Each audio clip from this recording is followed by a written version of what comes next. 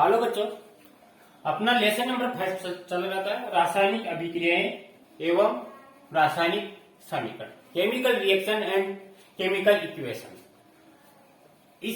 इससे पहले वाले वीडियो में अपने रासायनिक अभिक्रियाएं क्या होती हैं और रासायनिक अभिक्रिया किस तरह संपन्न होती है और उन रासायनिक अभिक्रियाओं के द्वारा रासायनिक समीकरण किस प्रकार बनाते हैं, तो इन सब के बारे में अपने अध्ययन कर लिया था। इसके बाद में अपना जो टॉपिक चल रहा था रासायनिक अभिक्रियाओं के टाइप, माने रासायनिक अभिक्रियाएं वो कितने प्रकार की होती है, उनके जो प्रकार है वो अपन पढ़ रहे थे। तो इसमें भी अपने दो प्रकार अपने पढ़ लिए थे। पहली अपने पढ़ ली थी वियोजन अभिक्रिया और दूसरी अपने संयोजन।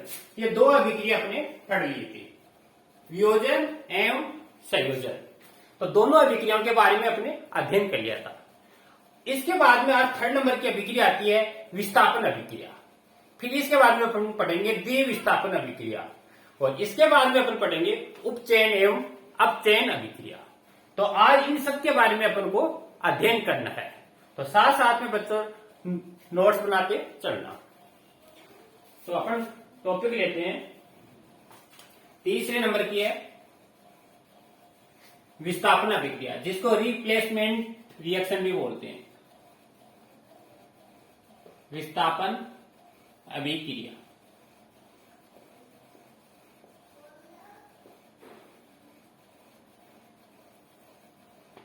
इसी को बोलते हैं रिप्लेसमेंट अभिक्रिया। जैसे इस अभिक्रिया के नाम से स्पष्ट हो रहा है कि इसके एक भाग में अन्य भाग का क्या हो जाना, विस्थापन हो जाना। एक भाग का दूसरे भाग में क्या हो जाना, विस्थापन हो जाना। अर्थात अपने भाग से क्या हो जाना, विस्थापन का मतलब हट जाना। मान जैसे एक स्थान से यहां से चलकर अपन दूसरी जगह चले जाएंगे या दूसरी जगह से इधर ट्रांसफर हो जाएगा, मतलब एक स्थान से दूसरी जगह स्थानांतरित हो जाना, विस्थापित हो जाना। तो इसके नाम से स्पष्ट है, माने एक भाग का अन्य भाग की ओर क्या हो जाना, विस्थापन हो जाना। इसलिए इसको बोलते हैं रिप्लेसमेंट रिएक्शन। अब इस अभिक्रिया को समझने के लिए अपन सबसे पहले बच्चों एक क्रियाकलाप करते हैं और इस क्रियाकलाप के द्वारा अपन इस रिएक्शन को समझते हैं कि विस्थापन अभिक्रिया क्या होती है और किस तरह संपन्न होती है। तो देखो, सबसे पहले अपने क्रियाकलाप करते हैं।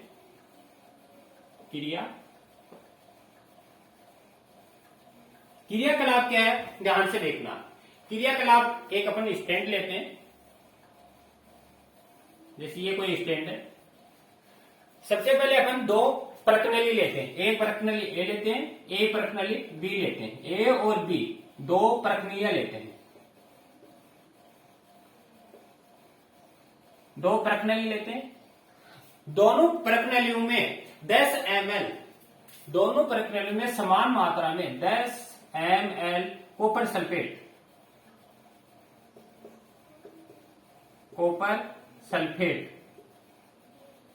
का विलयन लेते हैं।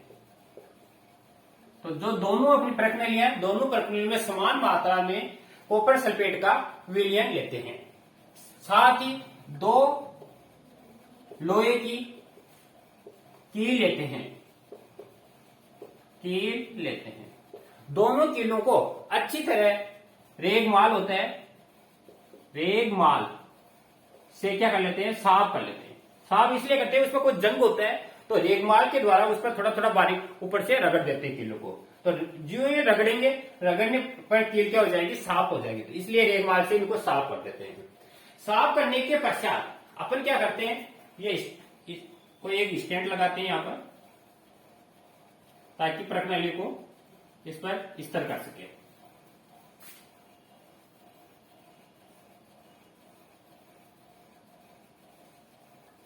ये कोई एक स्टैंड है,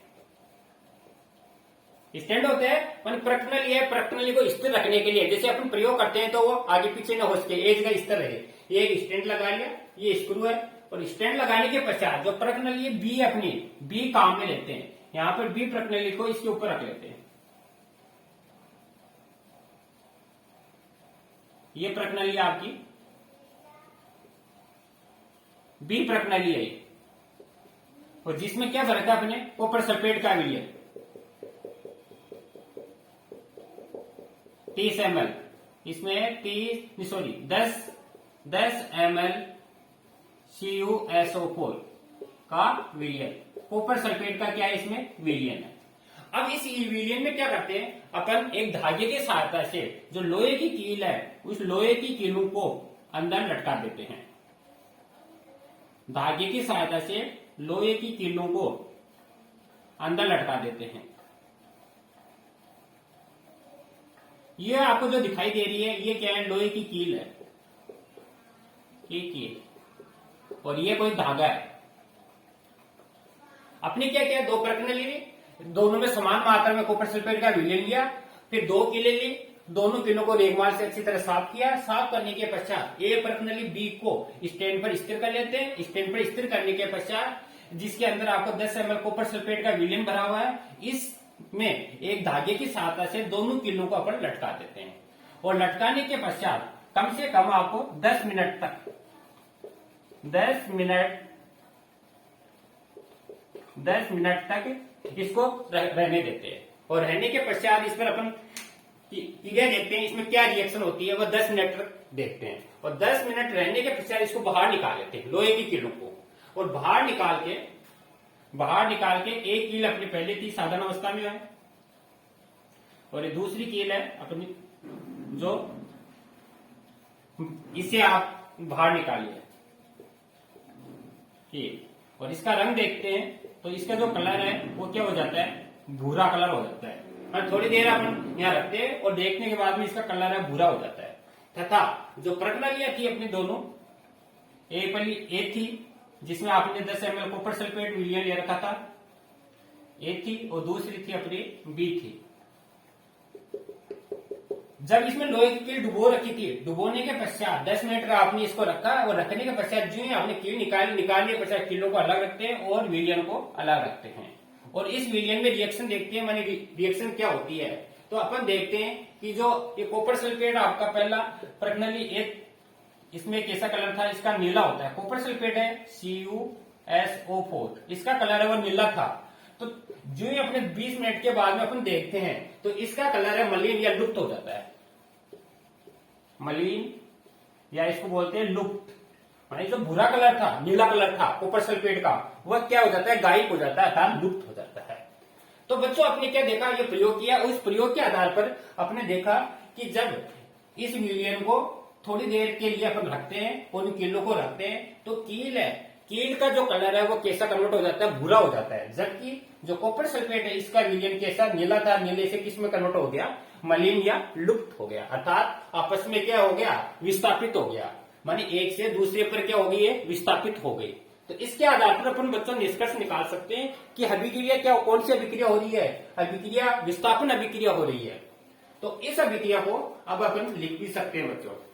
तो परिणाम अपन लिख सकते हैं, इसका क्या रिलेटेड आया इस प्रयोग से, परिमाण लोहे की कील का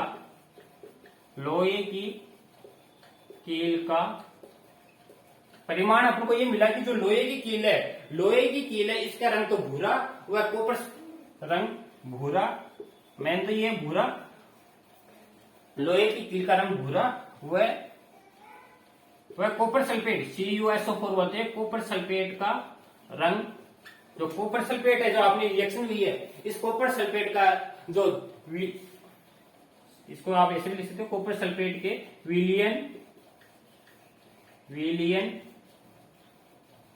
का नीला रंग मलिन या लुप्त हो जाता है। लुप्त का मतलब गायब हो जाता है, जो नीला रंग था वो आपका क्या हो गया, मलिन हो गया या गायब हो जाता है। तो ये बच्चों अपने परिणाम प्राप्त हुआ। अब इसी परिणाम को अपन एक रिएक्शन के रूप में भी ले सकते हैं।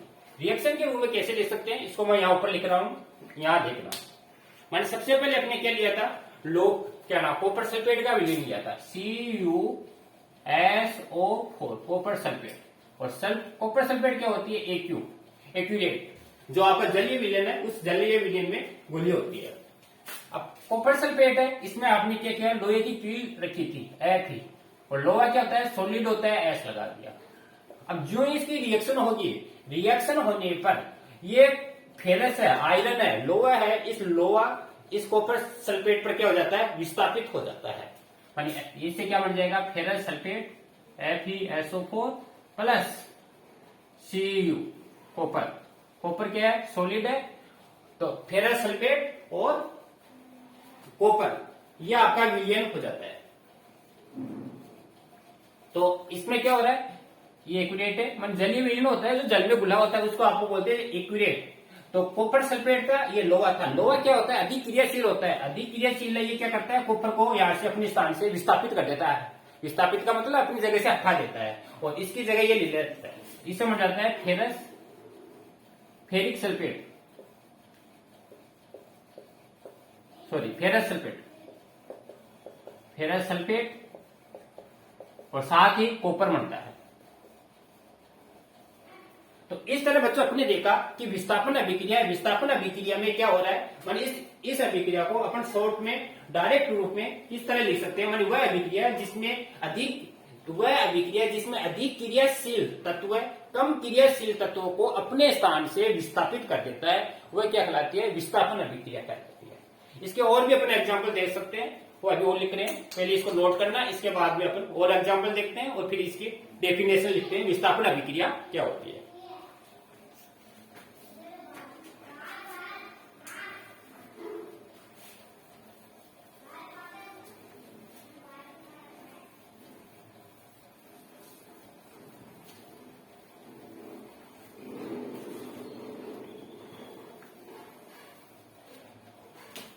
तो इसके अन्य एग्जाम्पल भी अपन देख सकते हैं बच्चों, अन्य एग्जाम्पल।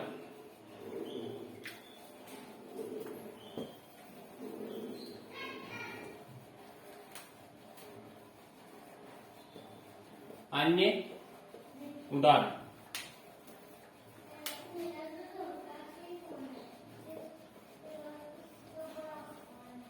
अन्य उदाहरण में अपन क्या देखते हैं, जैसे अभी आपने देखा था जिंक है, जैसे जिंक ले सकते हैं अपन रिएक्शन। जिंक क्या होता है, सॉलिड होता है, तो एस लगा दिया, जिंक है। अब जिंक को अपन कॉपर सल्फेट के विलयन की रिएक्शन कराएं, CuSO4 कॉपर सल्फेट है, इसको एक्यू लिखते हैं, एक्यूरेट।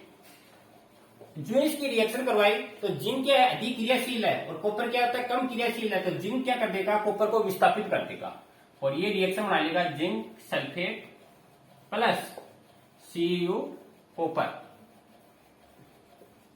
और ये आपका सोलर। तो इस तरह ये दूसरा एग्जाम्पल अपने देखा है विस्थापन अभिक्रिया का। इसी तरह अपन और ले सकते हैं, जैसे लेड है, Pb। लेड क्या होता है, ये भी सॉलिड होता है, Pb। लेड बोलते हैं शीशा होता है, उस शीशा को अपन लेड बोलते हैं। लेड है, लेड का कॉपर सल्फेट है, CuSO4 AQ। जो ही इसकी रिएक्शन कराई तो Pb सल्फेट और प्लस कॉपर। तो ये भी एक विस्थापन अभिक्रिया का क्या एग्जाम्पल है। तो यहाँ बच्चों अपन क्या देख रहे हैं, इन दोनों रिएक्शनों में और इससे पहले अपने जो देखी थी उन रिएक्शनों में अपन देख रहे हैं कि जो जिंक और लेड है, जिंक एंड जो लेड है, ये क्या कर रहा है, कॉपर से क्या है, ये अधिक क्रियाशील है। जिंक एंड लेड दोनों क्या है, इस कॉपर से क्या अधिक क्रियाशील है। अधिक क्रियाशील होने के कारण ये कम क्रियाशील तत्व को अपने स्थान से विस्थापित कर देगा और विस्थापित करके उसकी जगह ये ले लेगा, इसलिए इस अभिक्रिया को विस्थापन अभिक्रिया कहते हैं। तो इसको अपन डेफिनेशन के रूप में लिखें तो वह अभिक्रिया जिसमें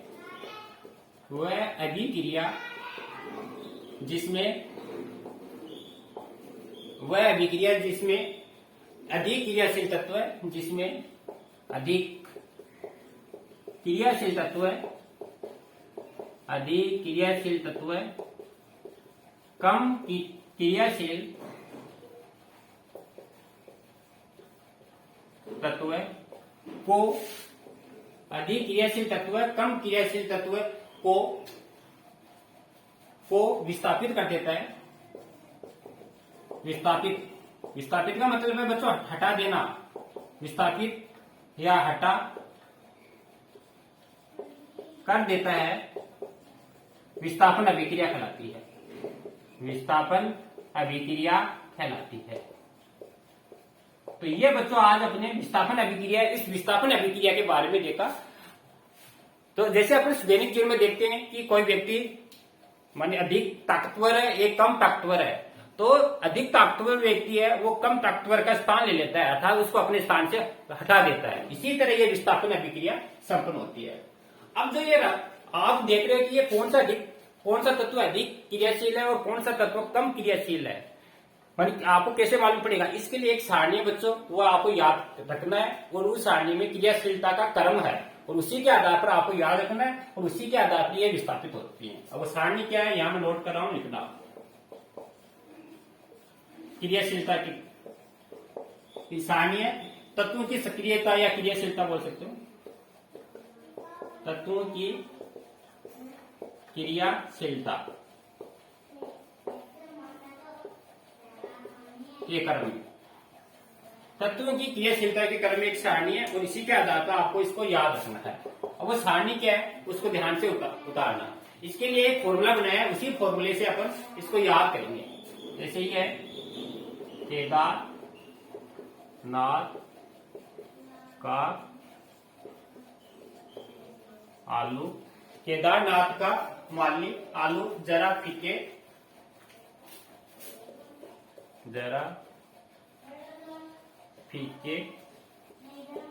पकाता है। केदारनाथ का माली आलू जरा फीके पकाता है। आगे आओ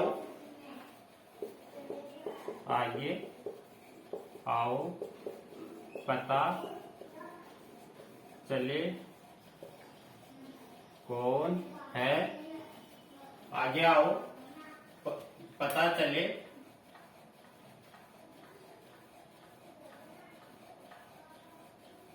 तो देखो मानिए ये आपको सारणी याद करने के लिए एक ऐसे लिंक के रूप में बनाई है, आपको इसी के आधार पर याद करनी है, रटना नहीं है। कैसे? जैसे केदारनाथ, तो केदारनाथ को अपन लिख सकते हैं CA।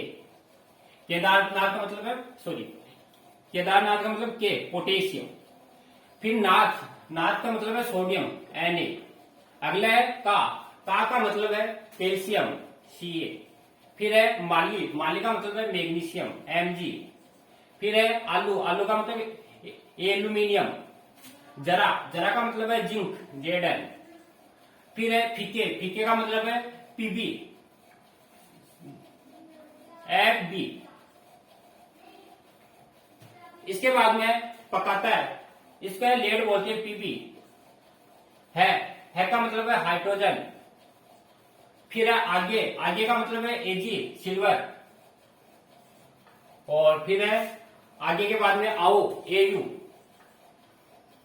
को बोलते हैं अपन गोल्ड, और फिर आगे आओ पता का मतलब प्लेटिनम Pt पता चलिए कौन है। इस तरह आपको एक लिंक बनाया, याद रखना है। ये क्या है? क्रियाशीलता का क्रम है। ऊपर से जब नीचे आते हैं तो क्रियाशीलता क्या होती है? घटती है, ऊपर से नीचे, और नीचे से ऊपर जाते हैं तो क्रियाशीलता क्या होती है? बढ़ती है। क्रियाशीलता का बढ़ता क्रम, और नीचे वाले तत्वों की क्रियाशीलता क्या बच्चों? कम होती है, और ऊपर वाले तत्वों की क्रियाशीलता ज्यादा होती है। तो ऊपर वाला जो तत्व है वह नीचे वाले तत्वों के क्या कर देता है? अपने स्थान से विस्थापित कर देता है, क्योंकि यह कम क्रियाशील है और ऊपर वाला अधिक क्रियाशील है। तो अधिक क्रियाशील तत्व है कम क्रियाशील तत्व को क्या कर रहा है? अपने स्थान पर प्रतिस्थापित कर देता है या हटा देता है। जैसे इसका एग्जाम्पल भी आपको मैं बताऊंगा आपको। तो ये सारणी आपको इसी क्रम में याद करनी है। तो ऊपर वाला अधिक क्रियाशील और नीचे वाला क्या है? कम क्रियाशील है। माने ये बढ़ता हुआ क्रम है, ऊपर से ये घटता हुआ क्रम है।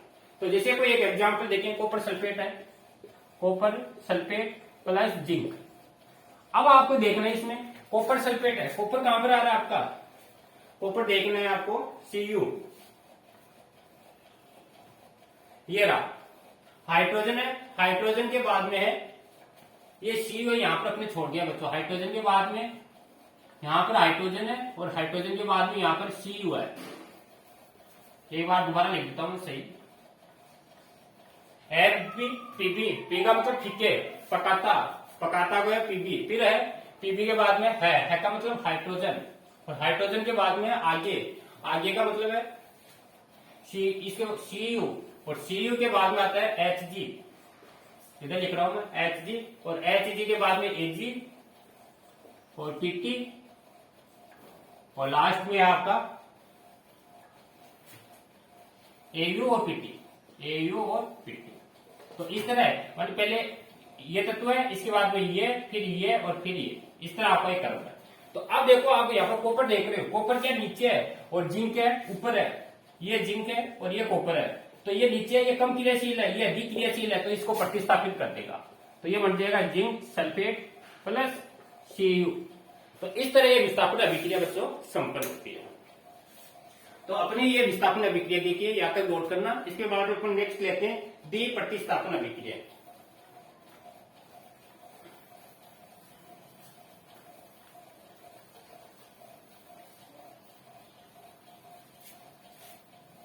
दूसरे नंबर पर आती है द्वि प्रतिस्थापन अभिक्रिया।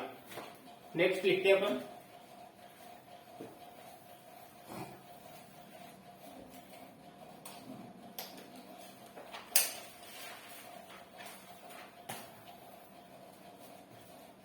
चौथा पॉइंट है द्वि प्रतिस्थापन अभिक्रिया।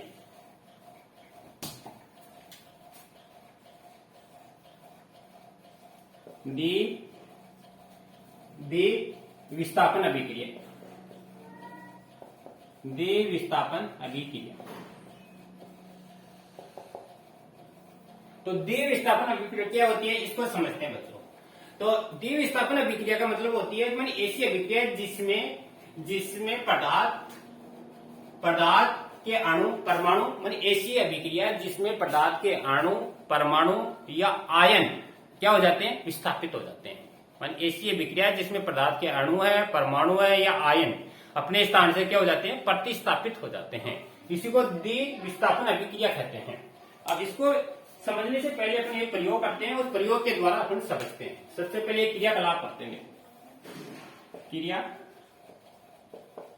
तो जितने भी अपने रिएक्शन है, इन सभी रिएक्शन को बच्चों आपको क्रियाकलाप के द्वारा समझना है। तो क्रियाकलाप क्या है, देखो क्रियाकलाप है, एक चाइना डिस्क लेते हैं, जैसे ये कोई चाइना डिस्क है, और इस चाइना डिस्क में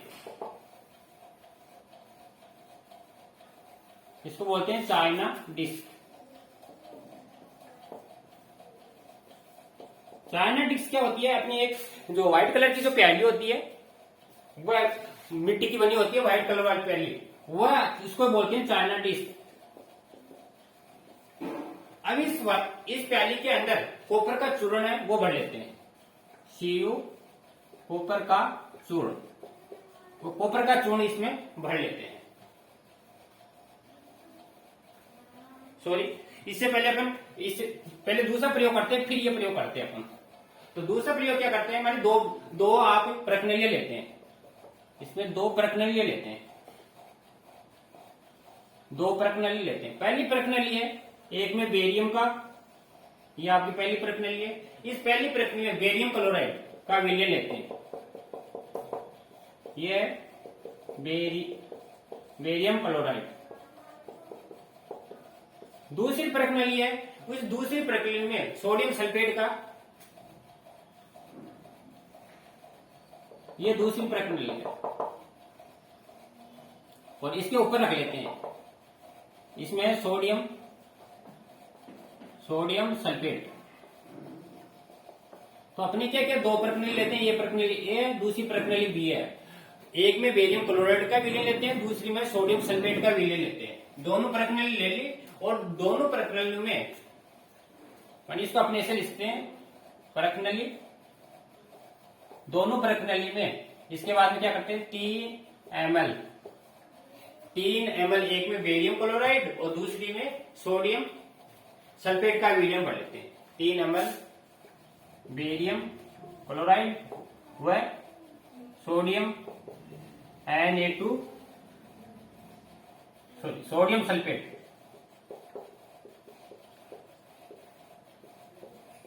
बेरियम क्लोराइड व सोडियम सल्फेट का विलयन अपने क्या कर लिया, भर लिया। अब इन विलयन को भरने के पश्चात क्या करते हैं, दोनों प्रकनलियों को, ये जो प्रकनली है, सपोज करो ये प्रकनली है, इस प्रकनली में इस प्रकनली का विलयन है, धीरे धीरे क्या करते हैं अपन, इसमें मिलाते हैं। जो ही मिलाते हैं, मिलाने के पश्चात इसमें क्या अपना जो कलर है, वो रंग किस तरह का आता है, सफेद रंग हो जाता है इसका, बेरियम क्लोराइड का। रंग है वह सफेद हो जाता है, व्हाइट बोलते हैं जिसको। सफेद कलर का, सफेद रंग का, सफेद रंग के पदार्थ का निर्माण होता है जो जल में अविलेय या अविक्षेप होता है। सफेद रंग के पदार्थ का निर्माण होता है जो जल में क्या होता है, जल में अविलेय होता है, अविलेय जिसको बोलते हैं अविक्षेप होता है, यानी अपन को अविलेय पदार्थ प्राप्त होता है। जो ही इसको मिलाते हैं तो सफेद रंग के पदार्थ का निर्माण होता है जो जल में अविलेय या अविक्षेप प्राप्त होता है। तो इसके आधार पर बच्चों अपन अविक्षेप क्या होता है, इस अविक्षेप की परिभाषा अपन लिख सकते हैं। तो अविक्षेप कहते हैं माने किसी जिस अभिक्रिया में अविक्षेप का निर्माण होता है उसे अवक्षेपण अभिक्रिया कहते हैं। जिस अभिक्रिया में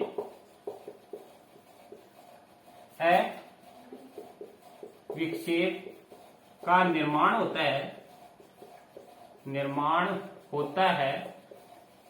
उसे अविक्षेपण अभिक्रिया कहते हैं। तो ये बच्चा अपने अविक्षेपण किसे कहते हैं उसकी परिभाषा देख लीजिए। जिस अभिक्रिया में अविक्षेप पदार्थ का निर्माण, अविक्षेप का पदार्थ का मतलब है ऐसा पदार्थ जो आपस में मिले नहीं अर्थात घुलता नहीं है, तो उस पदार्थ को अपन बोलते हैं अविक्षेप या अविक्षेपण अभिक्रिया बोलते हैं।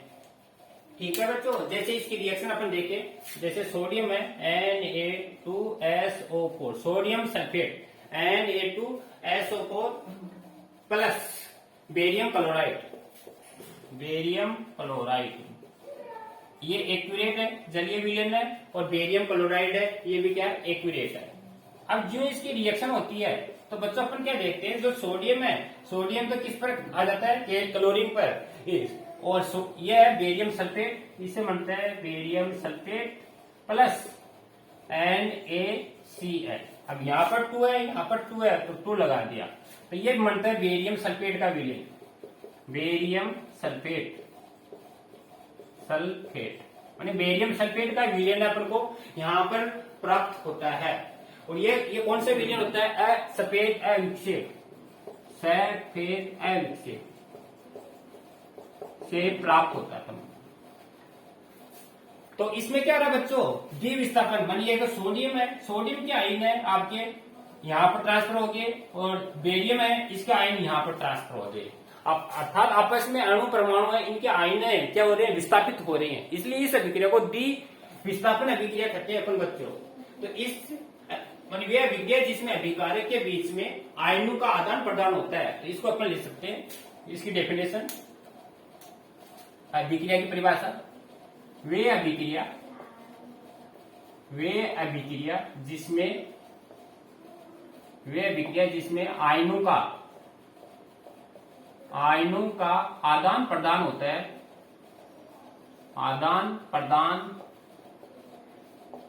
है, द्विविस्थापन अभिक्रिया कहते हैं।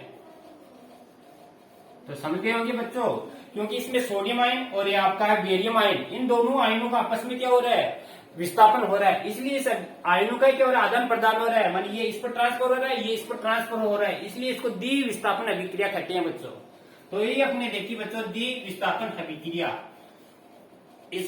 तो इसके बाद में अपने आएगी अपचयन और उपचयन अभिक्रिया। तो अपचयन उपचयन काफी बड़ी है, उसको अपन अगले में देखेंगे। अब इस पर आधारित कुछ न्यूमेरिकल प्रॉब्लम है, अब मानी जो ये अपने बच्चों पढ़ा है इस पर आधारित अपन क्वेश्चन देखते हैं। अब मानी आपकी कितने ये टॉपिक है समझ में आया, और उन क्वेश्चन के आंसर देने आपको।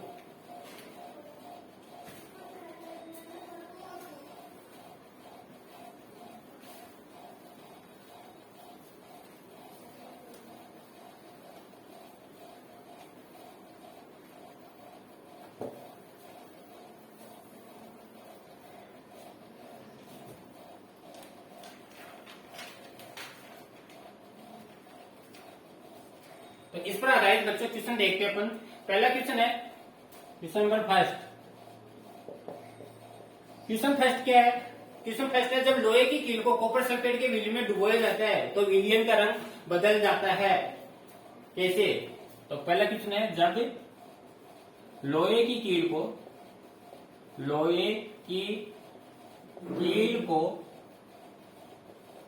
डुबोया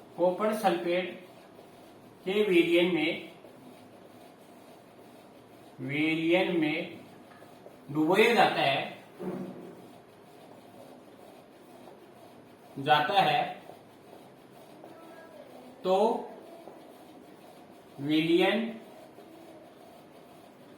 का रंग कैसा होता है? तो यह आपका पहला क्वेश्चन है। तो इस क्वेश्चन का अपना आंसर देते हैं।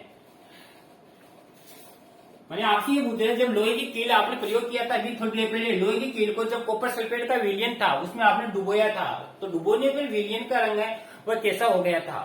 तो इसका आंसर बताओगे, जब लोहे की कील है, लोहे की कील को कॉपर सल्फेट के विलयन में डुबाया जाता है तो कॉपर है, जब लोहे की कील को कॉपर सल्फेट के विलयन में डुबोया जाता है तो लोहा क्या है, अधिक क्रियाशील तत्व है, वह कॉपर सल्फेट क्या कम क्रियाशील तत्व है। तो लोहा क्या करेगा, कॉपर सल्फेट को अपने स्थान से विस्थापित कर देगा, अर्थात वहां से हटा देगा।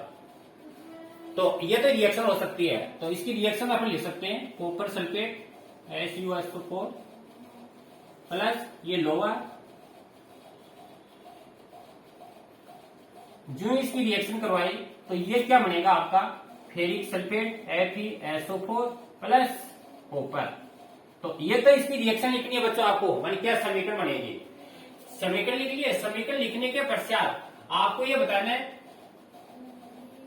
इसका रंग बताना है। मानी जो ये रिएक्शन हुई तो आपने देखा होता उसका रंग कैसा हो गया था, बदल गया था। और रंग बदलने के पश्चात आपको क्या मिल रहा था, यहाँ पर फेरिक सल्फेट है, इसका रंग आपको मलिन मिल रहा था, कलर बताना है मलिन या गायब हो जाता है। और जो लोहे है, लोहे का जो कलर है Fe का कलर है भूरा कलर हो जाता था। लोहे की जो कील की आपने देखी थी, कील है वो कैसी हो जाती है, भूरी हो जाती है। तो इसका अपन डेली जीवन में एग्जाम्पल खूब देख सकते हैं। जैसे लोहे की कोई भी वस्तुएं होती हैं तो अपन थोड़े समय के लिए अगर अपने इन्वायरमेंटल वातावरण में रख देते हैं तो उस पर जंग लग जाता है। वो जंग क्यों लग गया, वो ऑक्सीजन है, ऑक्सीजन की उपस्थिति में लोहे ने रिएक्शन की और रिएक्शन करके उस पर जंग लग जाता है। तो उनको अपन आगे देखेंगे, संरक्षण में आता है इसका नियम। दूसरा क्वेश्चन आपसे पूछा है, कोई द्विविस्थापन अभिक्रिया का उदाहरण लिखो। द्विविस्थापन अभिक्रिया का उदाहरण लिखो। कोई एक द्विविस्थापन अभिक्रिया है, उसका एग्जाम्पल लिखना आपको।